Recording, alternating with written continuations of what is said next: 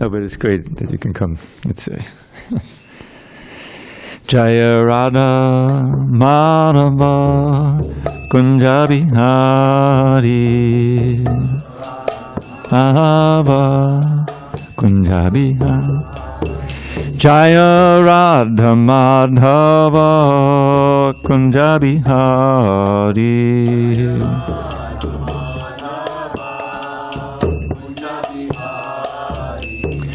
Gopi Jana Vallabha Girivardhari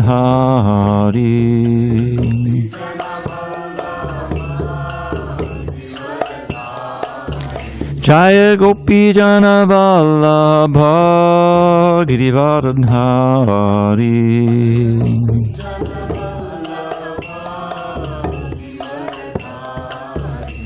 Yashodanandana Braja Jana Ranjana Yashodanandana Braja Jana Ranjana Jamuna Tira Vanachari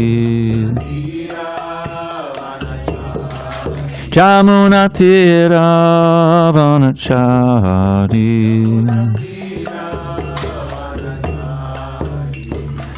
Hare Krishna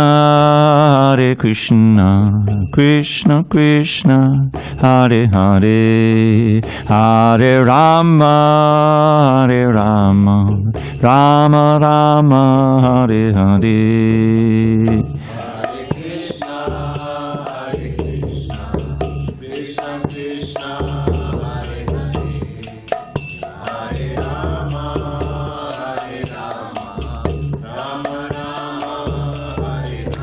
Hare Krishna Krishna Krishna Hare Hare Hare Rama Rama Rama Hare Hare Hare Krishna Krishna Krishna Hare Hare Hare Rama Hare Krishna Krishna Krishna Hare Hare Hare Rama Rama Rama Hare Hare Hare Krishna Krishna Krishna Hare Hare Hare Rama Rama Hare Hare Jaya Radha Madhava Kunja Bihari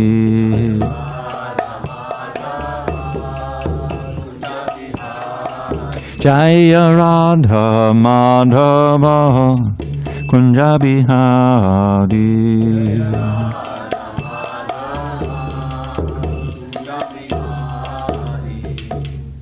Jai Om Srimad Paramaḥ Acharya Ashtotar Srimad Divine Grace Srila A.C. Bhaktivedanta Swami Prabhupada Ki Jai ISKCON BBT Founder Acharya Srila Prabhupada Ki Jai Jai Om Vishnupad Paramaḥ Acharya Ashtotar Srimad Divine Grace Srila Bhakti Siddhanta Saraswati Thakur Ki Jai Ananta Koti Vaishnavini Ki Jai Namacharya Srila Haridas Thakur Ki Jai Srimad Bhagavad Gita Ki Jai, Samaveta Bhaktivinoda Ki Jai. All glories to the assembled devotees. All glories to the assembled devotees. All glories to the assembled devotees. All glories to Shri Guru and Gauranga.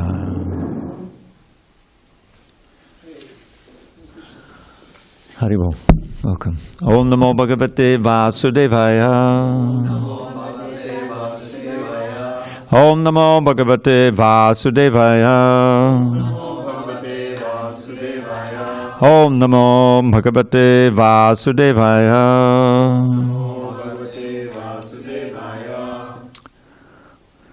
On the 29th day of November 2022 in San Diego, we're reading from Srimad Bhagavad Gita as it is, translation and commentary by His Divine Grace A.C. Bhaktivedanta Swami Prabhupada. And we are in chapter 9, entitled The Most Confidential Knowledge. And for those who were here yesterday, we're going to reread text 11 on page 389, 911. Yeah, we read half of it. Yeah, but it's such an important verse, we can go over it again. We'll read the whole purport little by little. 911.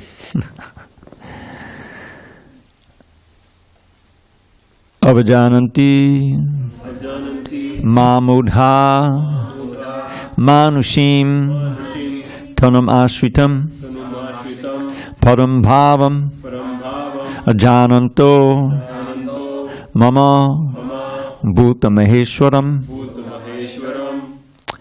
avajananti mamudha manushim tanam ashritam param bhavam ajananto mama bhutamaheshwaram avajananti mamudha manushim tanam ashritam param bhavam ajananto mama bhutamaheshwaram avajananti mamudha manushim tanam ashritam param bhavam ajananto mama bhutamaheshwaram. Go ahead, Boo. Avajananti mamudha manushim tanam ashritam param bhavam ajananto mama bhutamaheshwaram. Avajananti mamudha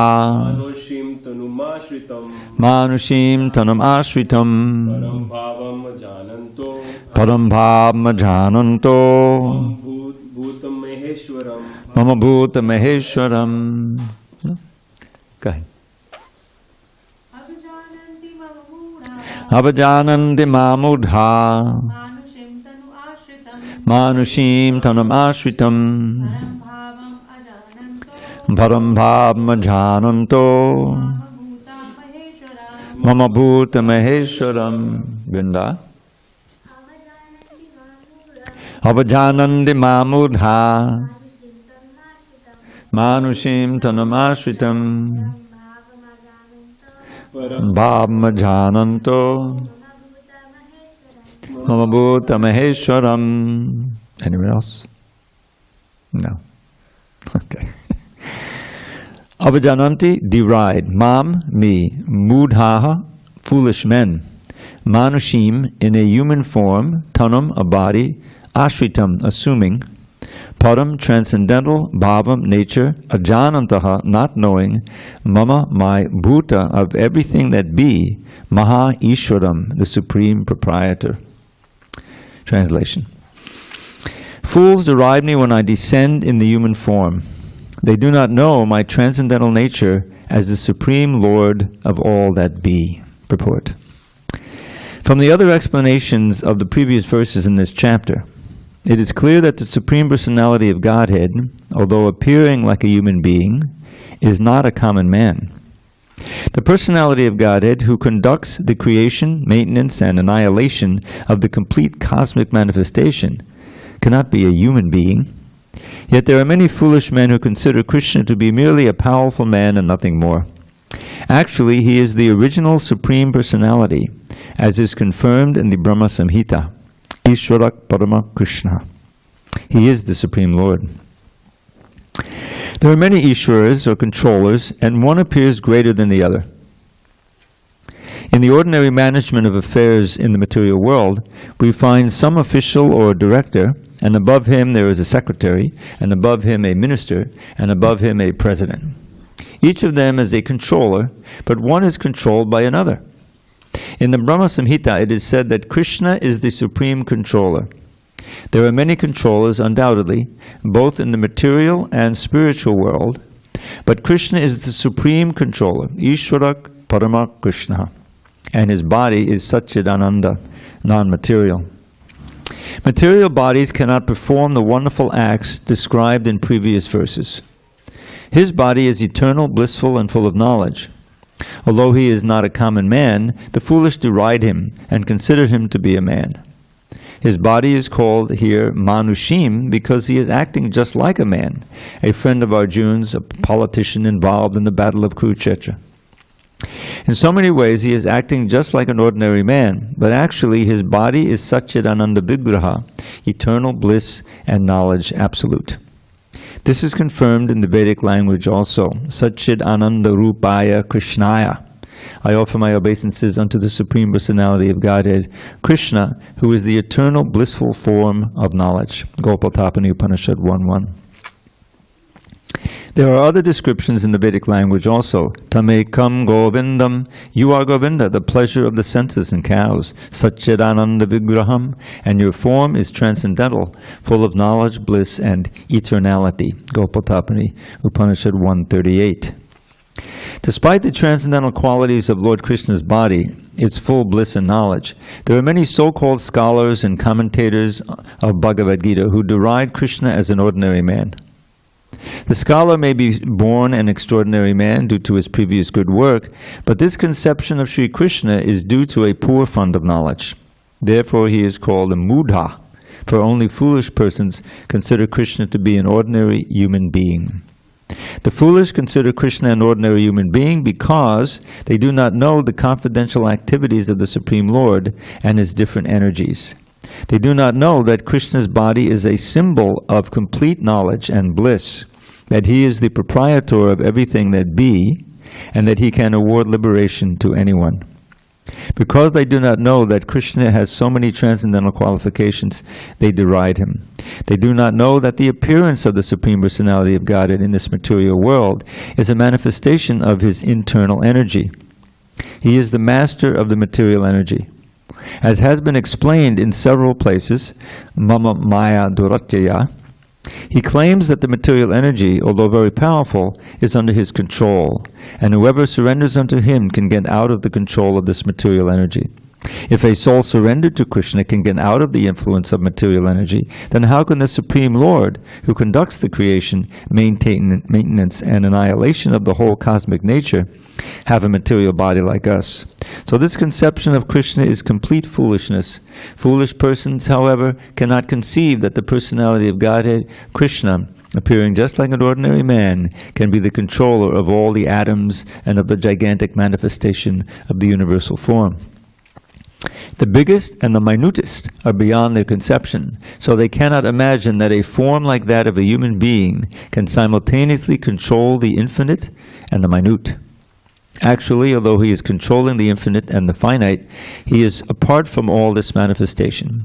It is clearly stated concerning his yogam aishwaram, his inconceivable transcendental energy, that he can control the infinite and the finite simultaneously, and that he can remain aloof from them. Although the foolish cannot imagine how Krishna, who appears just like a human being, can control the infinite and the finite, those who are pure devotees accept this, for they know that Krishna is the Supreme Personality of Godhead. Therefore, they completely surrender unto him and engage in Krishna consciousness, devotional service to the Lord. So I'll break it up there. Om Jnana Timarandasya Jnanandana Shalakaya Chakshu Unmidatam Mena Tasmai Shri Gurave Namaha. I was born in the darkest of ignorance, but my spiritual master, Srila Prabhupada, opened my eyes with the torchlight of knowledge. I offer my humble obeisance unto him and all members of Sri Parampara. So, the verses leading up to this verse, many of them described the power and majesty of the Lord, the fact that he is present everywhere throughout the universe in his unmanifest form, the fact that Maya Jakshena Prakriti, the previous verse, that everything is going on due to his supervision. Maya Jakshena literally means by me, seen. Everything is seen. Every little angstrom unit is seen and controlled. And now Krishna is saying that for the conditioned soul, it just seems really far-fetched that there is a person who knows everything that happened in the past, everything that's happening now, and everything that's happening in the future. Everything. There's a little bug riding it. I just saw it go by there. No big thing, but I'm just thinking. He knows that also? How that bug is moving, why he's moving, where he came from, what his relatives are. You know, Does he really need to know? But he knows. In other words, to me, this verse in the Bhagavad Gita, I think it's in the 7th chapter, where Krishna says, I know everything that happened in the past. Everything that's happening now and everything that will happen in the future is just a real mind blower. That, to me, that's one of the most amazing, awe-inspiring qualities of Krishna. This omnipotence, omniscience. And only by that omniscience is the omnipotence possible. In other words, if he's going to control everything, he must know what's going on everywhere, right? This kind of, reconciling that kind of power and that kind of knowledge with the human form, with what we read about, Krishna's playing in Vrindavan and all these things, just like Brahma was bewildered, isn't it? He was bewildered by the whole juxtaposition. There's one verse in his prayers where he says, Narayanastam nahi sarvadehinam. This is a famous verse that's quoted like 3 or 4 times in the Chaitanya Charitamrita. You are indeed Narayan. Are you not Narayan? Yes, you are Narayan. You're the soul within the universe. You're also the controller, the reservoir as Mahavishnu of all the living entities. We've been talking about that when everything is destroyed. So that juxtaposition, not just of Krishna as a human being, but Krishna as a little child playing with a little yogurt in his hand, and a flute tucked under his waist, and not with the cows, with the calves. That was just too much for Brahma, right? And so he tested Krishna's magnificent powers by stealing the calves, stealing the boys. And Krishna showed, he's expert means he does several things at one time. The ladies are on this side today. It's okay. He not only taught Brahma a lesson, in other words, revealed to Brahma that he was wrong, that he is indeed, yeah, take a book. We have many books. That's all right. Oh, because you don't need the book. You have okay. Anyway, so this juxtaposition of Krishna's, especially his childhood pastimes, with this awe and majesty, and what it really means to be the supreme controller of everything and everyone in the universe, is oftentimes inconceivable. It's just like, Abhajananti mamudha, the fools deride Krishna. He appears in the human form. Deriding it means you can't be God because you're just like me. You have 2 hands, you have 2 arms. You're appearing as a man, as a human being. And wasn't this the mistake that all the demons made? All the demons that Krishna killed, they're all making this mistake. How can this little boy, he's a pushover. Whether it's Dhenukasura or Agasura or Vatsasura or all these different asuras. What is it? Kamsa himself, yeah. And in Ram Leela, the same thing is, they all welcome, Dharma, Hare Krishna. They all make the mistake of thinking that Krishna is merely a human being and that he's no match for me, right? So they don't understand that that's part of his glory, is that he can hide he hides his majesty and his glory so that he can interact with all of his devotees who are individual living entities, very pure, but they need to have him in human form, accessible form. We just went through the month of Damodar, where what's so delightful is here's this Supreme Personality of Godhead, Satchidananda Vigraha, all powerful, and he's just running from his mother, and he's crying. Right? There's that famous painting. So why is he doing that? This is what Leela means. Leela means this is play. He's doing it voluntarily to enjoy. What is he enjoying? The rasa. The rasa of being a naughty child chastised by his mother out of love. The whole thing it boils down to this love and affection. She loves him so much. She when one of my favorite pastimes, which is kind of heartrending, is this one of the Kaliya, where he's caught in enveloped by the coils of the snake. Just imagine, here's 100-headed, he's more like a dragon than a snake, and he's breathing fire, right? And there's this delicate little boy, and he's now been wrapped in those coils. Just imagine if you didn't know it was Krishna, it was God. We know he's going to escape, he's going to dance. But if you didn't know that, and he was your beloved child, your friend, you know, and the cows, they all love him. And they're just devastated. And he, if you study the Krishna Lila in Vrindavan, he's engineering everything to bring the emotions to a head. You know, everything, oh, so wonderful. You danced on Kaliya. It was such a relief, and they embraced him when he came out, you know. But then it was such an ordeal. They all just rested on the bank of the river. And then there's a forest fire. Deadly forest fires. Okay, you know, oh, Krishna, please save us, you know. And of course he does, you know. So that same personality who is so expert at, he's just like a great dramatic director of a play, and he's also the main actor. He's also the hero inside. But he's manipulating all the emotions to just bring out the highest and most varied and wonderful relationship with himself.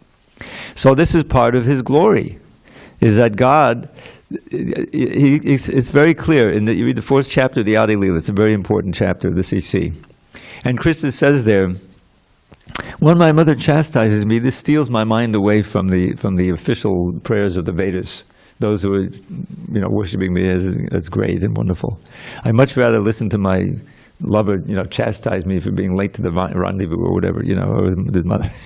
Or when the boys jump on my back, you know, and they say, "What kind of a big man are you?" You know, this is I really get fun out of that, right? So there's both things. Now here we've just, you know, the Bhagavad Gita, of course, mostly is Krishna is great, powerful, but he's taken the role of the chariot driver for Arjuna. So this is also a wonderful thing. You remember there's that pastime with Lord Chaitanya in his travels in South India. Was it I think it was Ranganath, the biggest temple, whatever that is. I forget. You know, I haven't. Yeah, and so he's in the temple. What is it?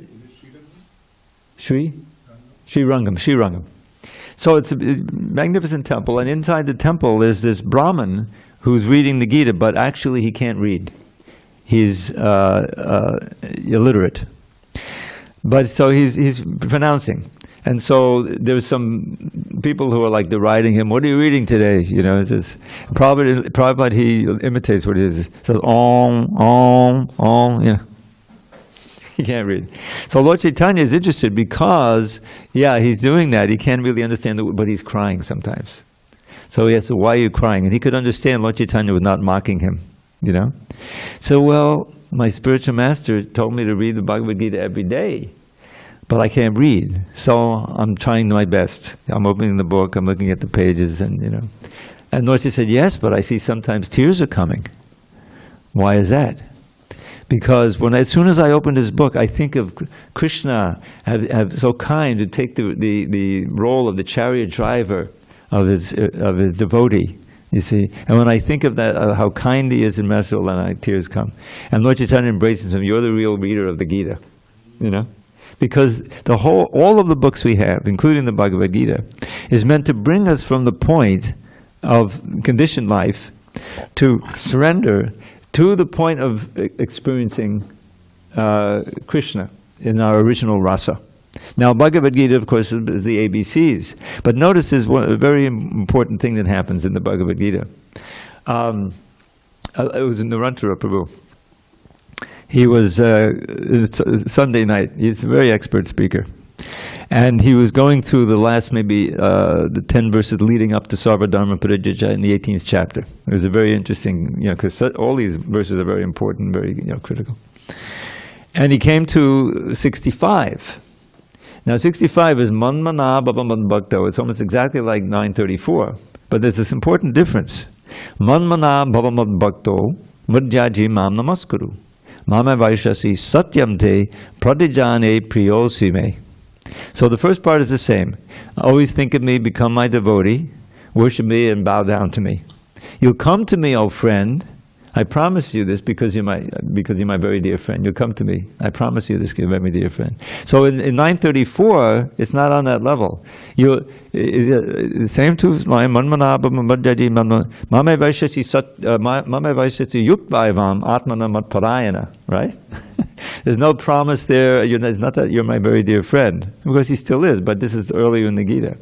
You'll certainly come to me because you'll be always linked to me in yoga. You see? So the Gita is meant to come to this point, the whole thing is being spoken because Arjuna is the friend of Krishna. You remember that in the 4th chapter? Krishna is explaining how he spoke this to the sun god, and then it came down. But by the powerful force of time, it was distorted, and so now I have to speak the same thing. Now I'm saying the same thing to you. Sahibaya maya teja yoga prokta puratana bhaktosi me sakacheti rahasyam yetirotanam. I'm speaking this to you because you're my friend, my very dear devotee. So the whole idea is that Krishna is moved by that. And indeed, he comes to save us who are so ignorant and foolish that we've forgotten him completely and we're suffering like anything in this material world. But he's also compassionate. He's compassionate. He's an ocean of compassion. He's empathetic, and he's feeling our misery. So he comes and he tries to help us. Takes the trouble to come down from Goloka Vrindavan and speak. So these two things are happening in the Bhagavad Gita. In the 9th chapter, we just heard about his glory and majesty, how he's all pervasive, and that he's present everywhere, but he's not present. Just see my mystic opulence. I'm present in everything in my invisible form to the super soul. So this is all tattva. This is all reality, and we should understand it and have faith in the truth of it, because the first principle of bhakti is to recognize our position as minute, as helpless in this material world, without the intervention of Krishna through his spiritual master, through our spiritual master, his representative, and through his books, and through his mercy. So that's our position. We're his servants. We're eternal servants. And so realizing that's difficult, because we're so, intoxicated with the idea of being the masters. All these births we've had trying to control even the lower animals. They have their little realm of control, then they're wiped out. The same thing with human beings. We're frustrated again and again. So understanding our position as dependent on Krishna and needing his help, and that our only hope is taking up the position of serving him. We're going to be servants. I was just hearing Prabhupada in a lecture. He quoted the verse that I was thinking about, and he quoted it. We are. This is our dharma. This is our eternal. We're going to be servants. Either we're going to serve Maya, we're going to serve the demands of our senses and all of this thing, or we're going to serve Krishna. This is the choice we have. For millions of births, we didn't have a choice. We didn't even know there was a choice. All we knew is that I'm hungry, I have to eat, and I'm in danger. I mean, run, fight or flight, right? I mean, and the other things that we have.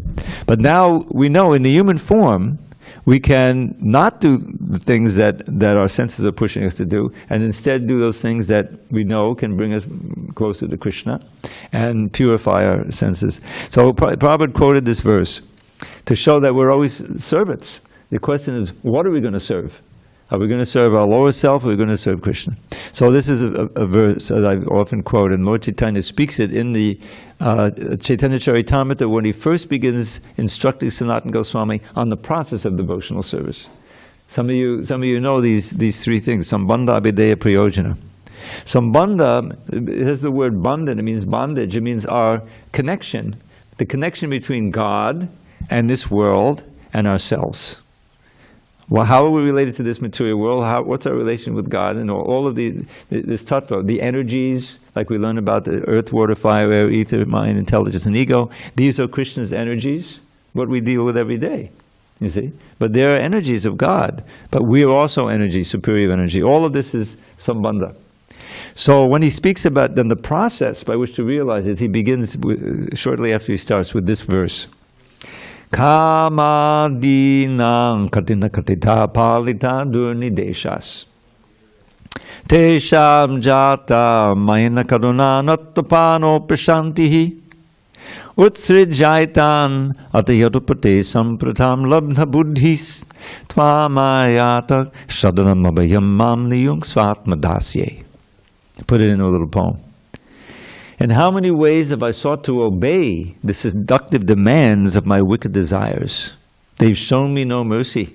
Yet on I've gone shamelessly trying to quench lust's unquenchable fires. But now I'm rejecting these hellish desires, for my higher intelligence now has awoken. O Krishna, O shelter of fearlessness, please let me serve you with faith that will never be broken. So this is the key element. When the intelligence becomes purified, even a little bit, we're not in full enlightenment, but we're getting enlightened by hearing and chanting and good association. Then we realize that our position is to serve. We're going to serve. And up until, for time immemorial, this kama adinam, kama, etc. It all starts with kama, because it all starts with prema. Kama is nothing but prema that's directed toward the material energy. You see? The love for Krishna is the eternal. That's our eternal reality. But when we turn away from him, Krishna buli se jeev anadi bahimukha ataeva samsara dukkha ataeva deya samsara dukkha. That this is in the Bhagavad in the CC also. Lord Chaitanya speaks this verse. When we forget Krishna, since beginningless time, we don't know, time immemorial. Anadi bahimukha. This is a very nice phrase. Bahimukha means turning your face away from Krishna, you see, and becoming absorbed in the material. Then Maya gives so much misery. That's her job, to make us, absolutely convinced we can't be happy here, but still to give us hope of happiness in relation to Krishna. So this kama adina means kama, krodha, lobha, moha, madama. It's kama and it's the subsequent things that happen from kama. What do we learn from the second chapter? When the lust is unsatisfied, you become angry or depressed, one or the other. It's the same emotion, basically. But there's the adi means etc. Kama adina. Katina katita. In so many different ways, I've been yielding to the demands. It's just like, back in when I was a kid, they had these movies based on the old Egypt slave ships and everything. I remember that. You ever see that? They're in chains, but they have to pull the oars to get This is what we like. The taskmaster is cruel, kama and krodha and anger and all of these things. We've been obeying them. We obey the demands. This is pleasurable. Okay, let me try to get that. That you're serving that demand, that desire, the senses, So now he says, but now my higher intelligence has awoken. How is it awoken? By hearing the Bhagavad Gita. By hearing the transcendental science as it is, really, And so now we're faced with this challenge. Are we going to obey the truth that we've heard and stop serving these Maya and start serving Krishna? And it's been made so easy. You don't have to uproot your whole life. Just start chanting Hare Krishna and hearing the name, especially in association, in kirtan. And that is such a powerful process that it gives you another experience of service that's not to the lower self, but to the higher self, and it's pleasurable, and there's no downside to the pleasure. You know what I'm saying? What's the bad effect of a kirtan? There's no bad effect. It's completely wholesome. You get in good shape. You give me that side, and you're in touch with Krishna. And not only that, but it gives you a taste, because it's not going to happen all at once. We're so conditioned and habitual thinking that you're also going to start, when the kirtan ends and you maybe live in the temple and you're off alone. Yeah, the pull of Maya is going to be there. But you've had this other experience, and if you stick with it and you read and you associate, then you can fortify that strong decision to say no to these, just like this verse says. I'm rejecting those desires now, but I know I must serve, so now I'm running to you, Krishna. Now please engage me in your service. You see, fearless lotus feet. So this is an essential aspect that we all should have to go through, is to take stock of why are we doing what we're doing, and weed out those things that are taking us away from Krishna and add more and more that is taking us closer to Krishna. That's the process. So Krishna now is presenting himself in 10 and 11. Maya jakshana prakriti suyate satarasanam. Everything is going on by my supervision, directly or indirectly, because he has so many representatives. I happened to run into an old lecture I gave on Balaram's appearance day. And Balaram is his first expansion, right? And Balaram himself expands into the Chaturvyu and the Sankarshan and eventually Mahavishnu. So everything is going on. It's all expansions of Krishna, but he doesn't have to directly worry about all of that. He can play in Goloka Vrindavan, right? And there's all of these expansions that are going. But he is aware of it on one level, and he's controlling it. So that's what Maya jakshena prakriti, the prakriti nature is going on by my supervision. And suyate sataracharam, the manifesting the moving and non-moving living beings. Because of this, O Kuntiya, the whole universe is working. Jagat Vipadivarta means everything we see. The sun's coming up and all that's going on in the universe. So now, then he says what we read today, okay, right, I appear on earth in a human form for my own reasons. But the fools cannot understand my higher nature, and they don't believe that I can be the supreme controller. That's the nature of the demons.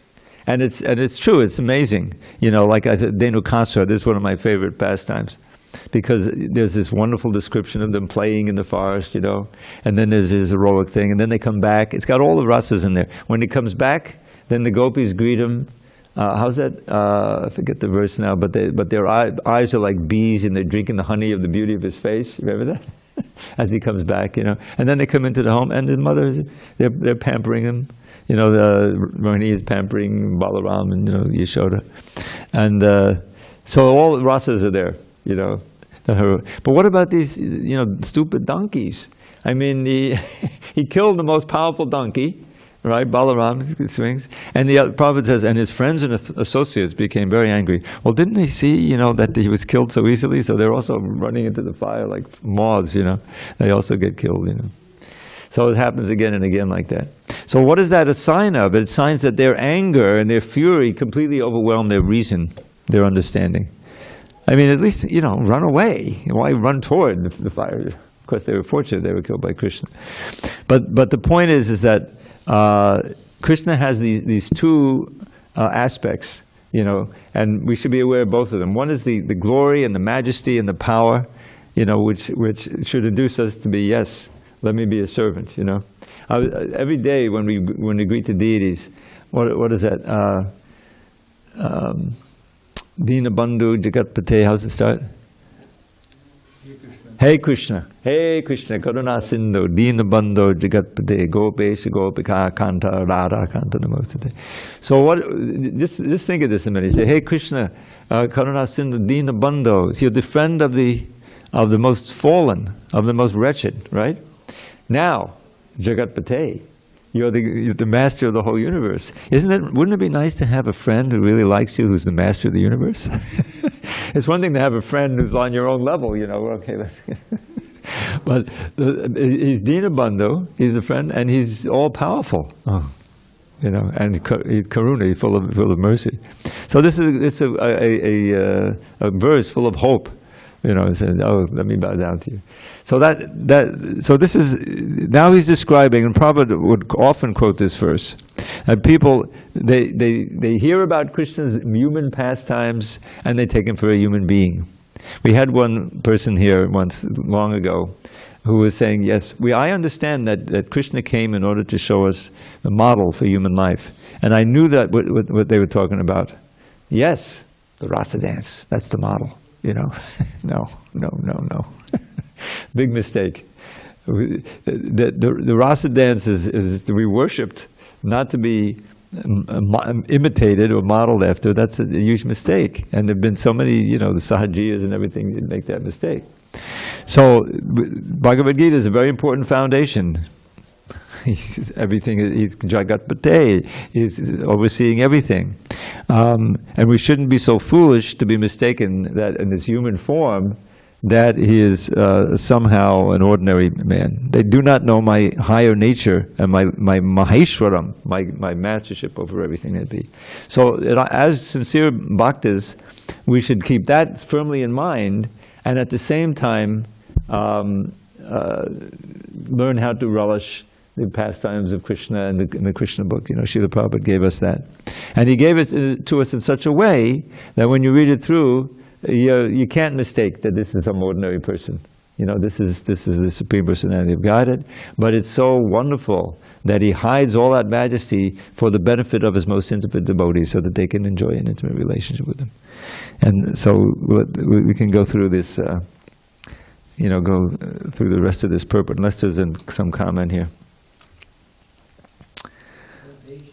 Okay, we are on page now 391. Yeah. Okay, the second paragraph. There are many controversies between the impersonalists and the personalists about the Lord's appearance as a human being. But if we consult the Bhagavad Gita and Srimad Bhagavatam, the authoritative texts for understanding the science of Krishna, then we can understand that Krishna is the Supreme Personality of Godhead. He is not an ordinary man, although he appeared on this earth as an ordinary human.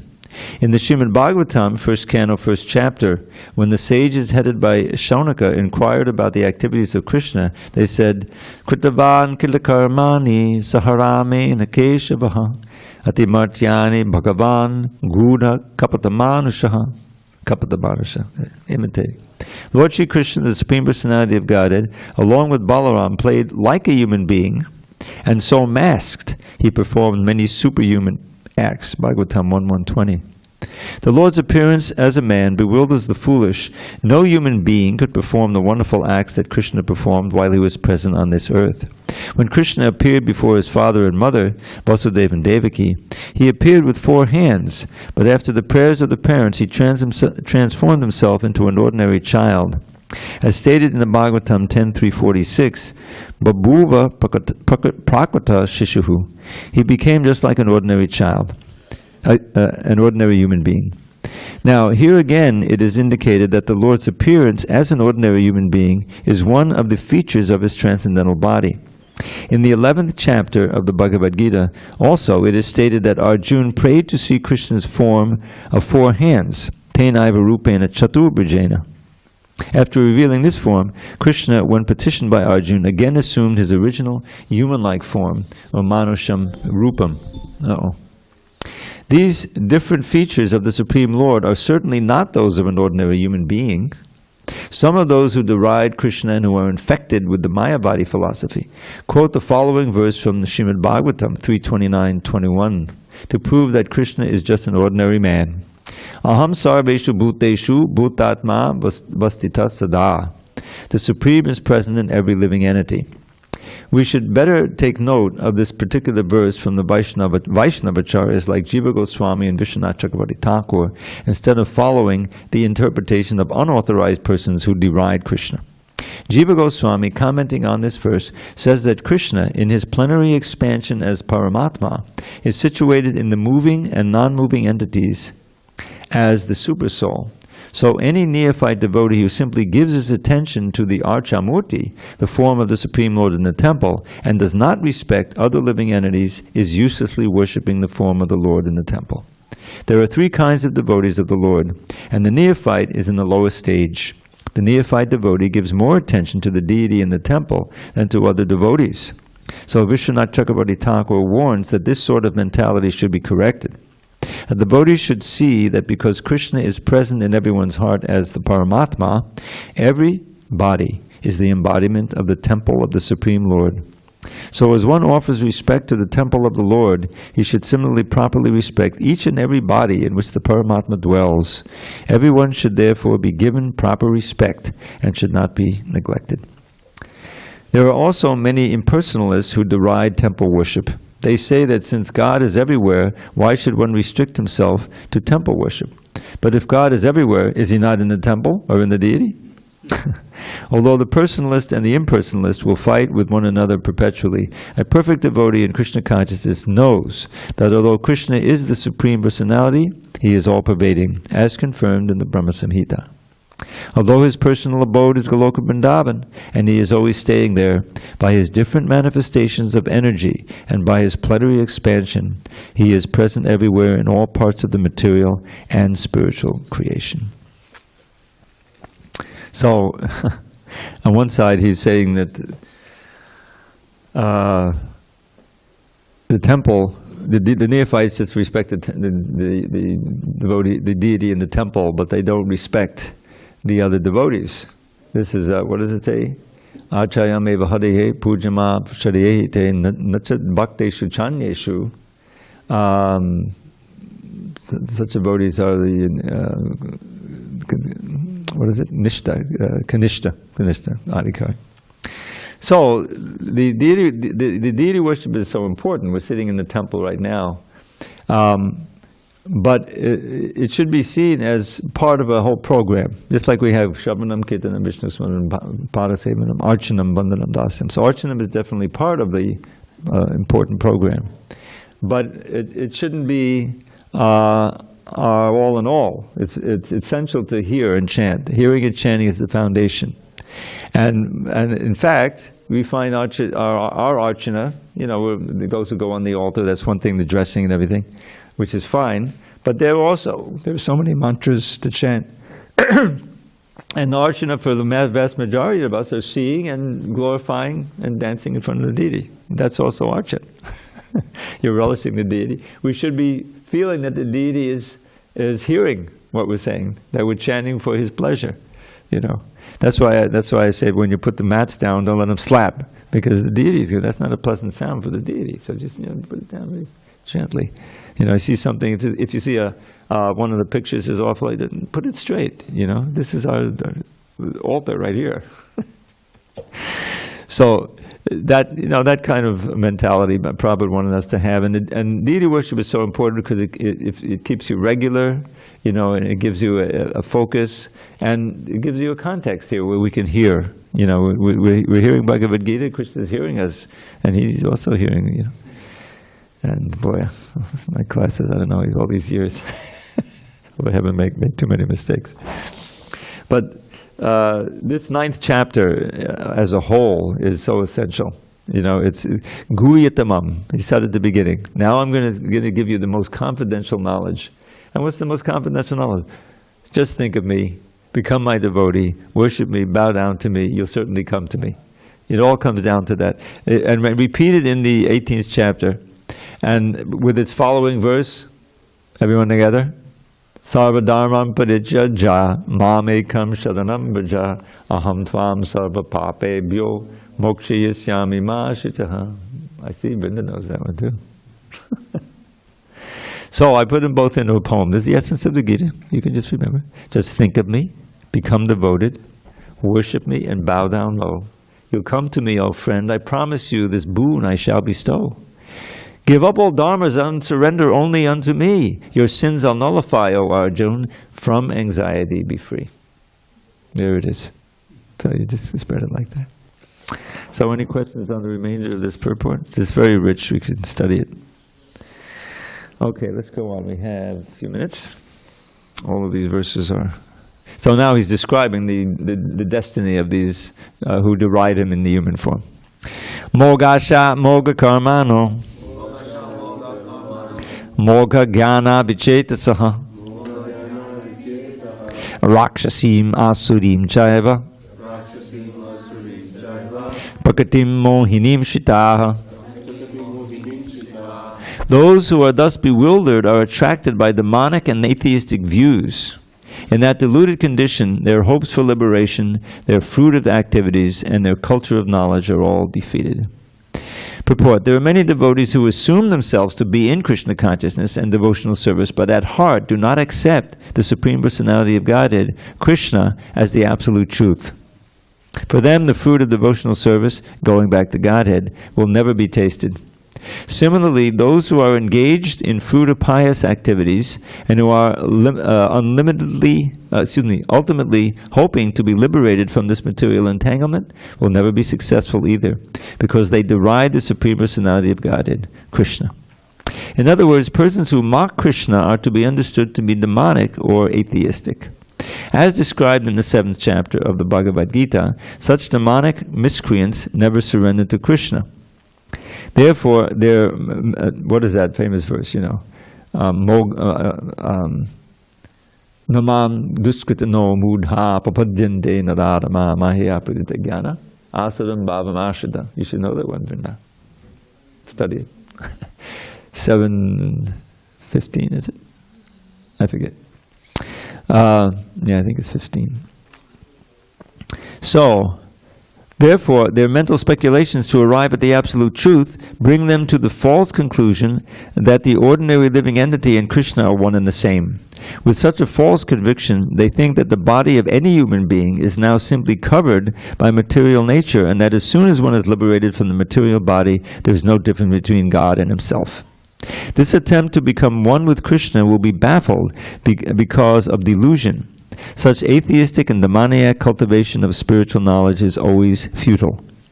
That is the indication of this verse.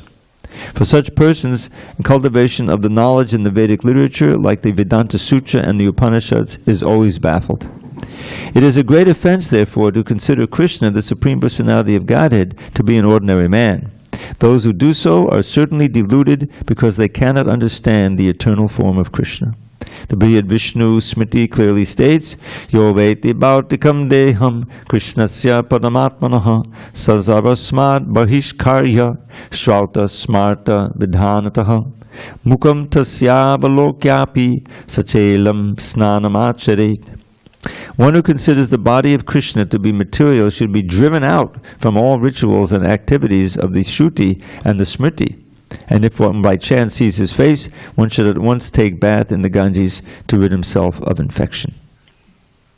Usually it doesn't say it right here, but you jump into the Ganges with all your clothes on. In other words, you don't hesitate. You're really contaminated. You don't want to take any chances. People jeer at Krishna because they are envious of the Supreme Personality of Godhead. Their destiny is certainly to take birth after birth in the species of atheistic and demoniac life. Perpetually their real knowledge will remain under delusion, and gradually they will regress to the darkest region of creation. It sounds like chapter 16. Hare Krishna.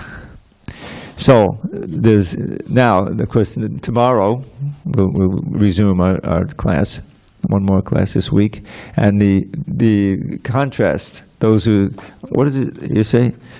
The Prakriti Mohinim Shita, by contrast, Daivim Prakriti Mashita. The Mahatmas take shelter of the transcendental internal nature of the Lord, and so they're glorified. Hare Krishna. All right, time for one little final poem.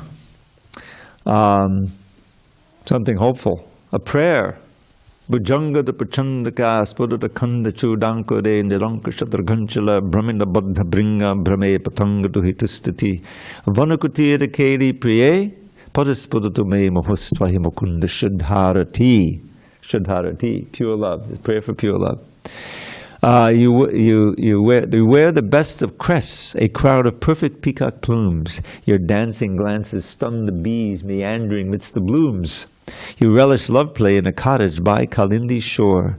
O Krishna, may pure love for you be mine forevermore. Hare Krishna. On that note, we'll adjourn for Arti.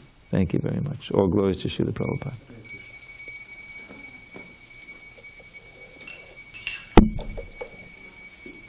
Some serious offering going on in there.